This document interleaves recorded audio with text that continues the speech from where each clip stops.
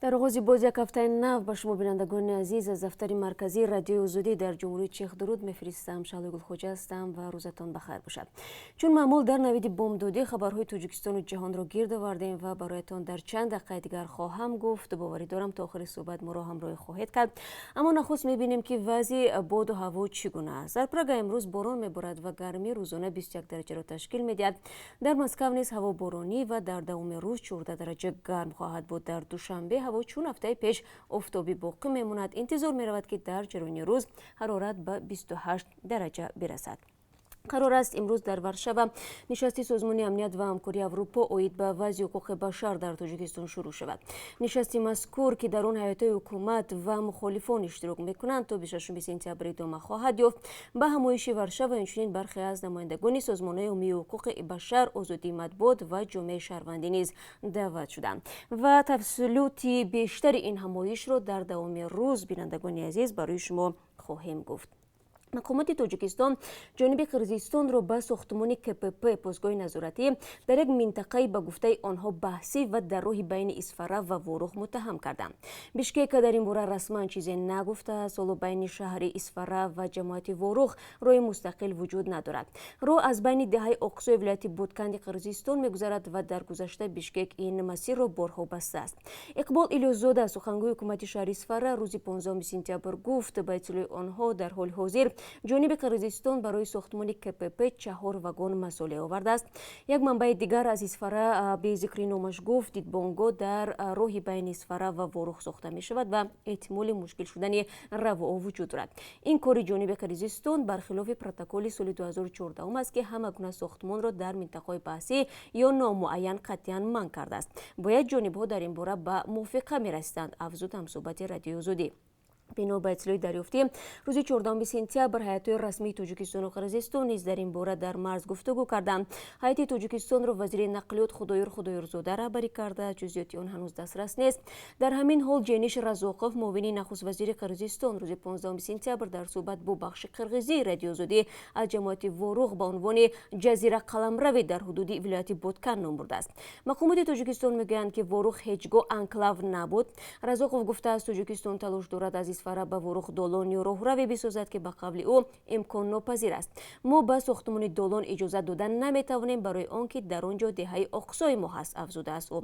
اقبال تشریف میگه تاجیکستان در تلاش ساختن دالان نیست بلکه بر اساس پروتکل بین حکومتی سال 2014 حق دارد روی مستقل اسفره وروخ را بسازد. اما ساختمانی را هنوز آغاز نشده است. بحث تاجیکستان و قرقیزستان در مسئله مرز این ماه‌های اخیر بیشتر شده است. دو طرف یکدیگر را به استفاده زمین‌های به اصطلاح بحثی یا نامعین ابدار میکنند. حتی دیدار و ملاقات رهبران دو کشور در تابستان امسال در مرز به این بحث‌ها خاتمه نداد. لیو هیلر گزارشگر ویژه سازمان ملل متحد اوید به آب آشامیدنی و خدمات بهداشتی به حکومت تاجیکستان توصیه داده است که هرچه زودتر وضع دسترسی به آب پاک را برای ساکنان بهتر نماید. در گزارشی 17 صفحه‌ای او که بعد 4 سال سفرش نشر شد، گزارشگر سازمان ملل متحد تاکید کرده است حکومت تاجیکستان برای حفظ حقوق ساکنان به دسترسی به آب و خدمات بهداشتی بر اساس قانون‌های بین‌المللی باید کارهای بیشتری انجام بدهد. بر اساس تحلیل گزارشگر مشکل دسترسی و تبابت به مسئله صفت آب در تاجیکستان عقوبت‌های خطرناکی دارند و جمله سبب فوت نوزادان و کودکان تا 5 ساله می شود و حل این مسئله چاره‌های فوری را تقاضا می‌کند. در حالی که حکومت تاجیکستان ابراز می‌دارد که صفت آب در تاجیکستان طبق قانونگذاری نظارت می‌شود، گزارشگری مخصوص از آن که صفت آب پست است اظهار نگرانی می‌کند.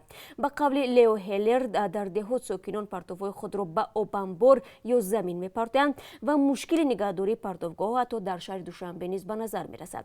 جمشید تبرزاده رهبر کارخانه خواجگی و منزلی کمونالی ماه ایول امسال ضمن یک نشست در دوشنبه گفت فعلا 62% اهالی به آب تازه نوشابه دسترسی دارند. با توجه به کمبود آب آشامیدنی در کشور از جمله در دهه‌های تاجیکستان برخی آگاهان امور چنین آمار را مورد شبهه قرار دادند. این در حالی است که اخیراً میان بانک جهانی و حکومت تاجیکستان برای تامین اهالی دهات به آب آشامیدنی لایحه نوی به امضا رسید که جدا نمودن بیش از 50 میلیون دلار آمریکایی را از حساب این بانک در بر میگیرد.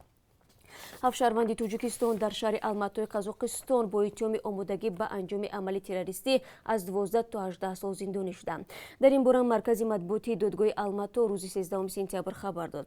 شهروندان توجیکستان را دادگاه به تشکیل عضویت در گروه تندرو، آمادگی به حمله تروریستی، ساختن مواد ترکننده و نگاه داشتن سلاح آتشفشان ایبدار کرده است. موقع این 7 نفر و وکیل دفاع آنها هنوز معلوم نیست که آنها در دادگاه به اتهام اعتراف کردند یا نه. همچنین تصدیق درستی اتهام دادگاه توسط منابع مستقل فعلا امکان ندارد. در حکم دادگاه گفته می شود که محکوم شده ها پس از انجام مهلت اصلی جزا در زندان از قزاقستان به وطنشان اخراج می شوند و دوام 5 سال حق ورود به این کشور را نخواهند داشت.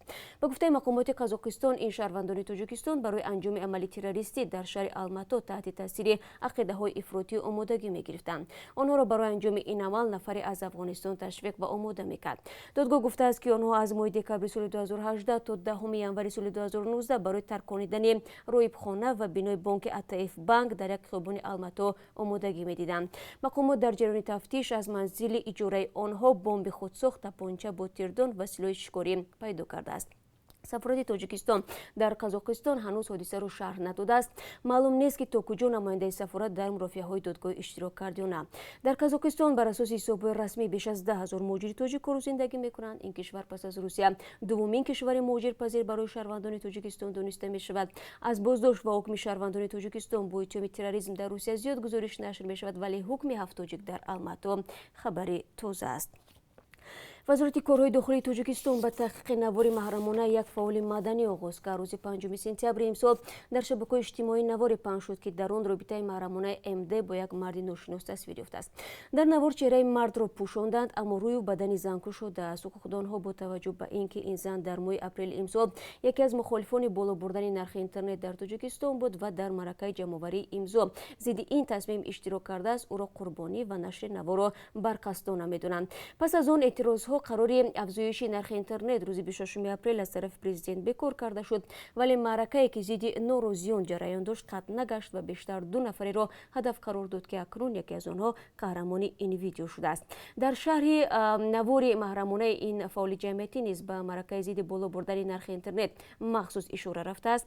در وزارت کارهای داخلی تاجیکستان به رادیو زودی گفتند از MD عریضه شکایتی گرفتند و پهن کننده نوار را می‌جویند. اگر دلیل‌ها تصدیق شود برای پهن کردن مواد پورنوگرافی و پس دادن شأن و شرف پرونده جنایتی گشوده خواهد شد، گفت یک مقام وزارت کارهای داخلی تاجیکستان. هنوز معلوم نیست نوار را کی پهن کرده است. پرزیدنت آمریکا دونالد ترامپ گفت کشورش آماده است به حمله 14 سپتامبر که استخراج نفت در عربستان سعودی را تقریبا 50% کاهش داد پاسخ بدهد. همچنین 15 سپتامبر پرزیدنت آمریکا گفت که او فرمان داده است در حال ضرورت با هدف حفظ نظم و ثبات در بازار جهانی انرژتیک آمریکا ذخیره‌های استراتژیکی را استفاده برد. طبق امور رسمی ذخیره نفت آمریکا 630 میلیون بارل یا خود بشکه نفت را تشکیل می‌دهد و در گذشته پرزیدنت آمریکا هنگام بحران و یا ناگهانی بالا رفتن نرخ نفت از ذخیره‌های استراتژیکی کار گرفتند. صبح 16 سپتامبر نفت خام نوی برنت 19% بالا رفته به $71.995 برابر شد. طبق گزارش BBC بیزنس نوی وست تگزاس اینترمدیت 15% بالا رفته به $63.34 برابر شده است. 14 سپتامبر در نتیجه حمله به شرکت دولتی آرامکو عربستان سعودی استخراج نفت در این کشور 5,700,000 بارل در روز کاهش یافت که تخمینا نصف استخراج روزانه این کشور را تشکیل می‌دهد. خبرگزاری‌ها اطلاع می‌دهند که به این وسیله استخراج جهانی نفت 5% کاهش یافته است. 3 شهروند قرقیزستان در دایره پرونده پرسر و صدای تجاوز زندانی شدند که ماه مارس سال جاری اعتراضهای ضد مهاجران را در منطقه شرق دور روسیه به بار آورده بود. روز 11 سپتامبر یکی از مهاجران از قرقیزستان با عیب ربودن و تجاوز کردن زن محلی 14 ساله از آزادی محروم شد. 2 مرد دیگر اجباراً نگاه داشتن زن عیبدار شدند. یکی دیگر از آنها نیز در تجاوز زن متهم است. آنها متناسباً به 4 و 6 سال زندان حبس شدند. تجاوز زن در پایتخت منطقه یاقوتستان اعتراضهای عمومی ساکنان محلی را به بار آورد. آنها از مقامات طلب کردند که مهاجران آسیای مرکزی را از منطقه بیرونند. تقریبا همه کارخانه‌های مربوط به زادگان آسیای مرکزی در یاقوتستان بسته شدند و حرکت اتوبوس‌ها نیز از کار ماند که بیشتری رانندگانشان مهاجران بودند. و میرزا باقی شاعر و فیلسوف تاجیک روز 15 سپتامبر در 75 سالگی در دوشنبه درگذشت. پیوندانش گفتند که بر اساس وصیت شاعر او را در زادگاه اشتهای سیزی نویه کوهستانی مشهد دفن می‌کنند. мирзо боқӣ дар телевизиони тоҷикистон, нашрияҳои маориф ва маданият, адабиёт ва санъат, омӯзгор ва маҷаллаи маорифи тоҷикистон кор кардааст. аз соли 2002 сармуҳаррiri нашриёти бухоро буд. муаллифи китобҳои ҳамсояи модар ва кӯдак, нуқтаи нур, фуруғи хират ва ҷовиднома аст. шоир дар китобҳои худ инсонро вуҷуди худогоҳ, асил, офаранда, дорои иродаи мустақил ва қудрати хорқилуда тавсиф намудааст.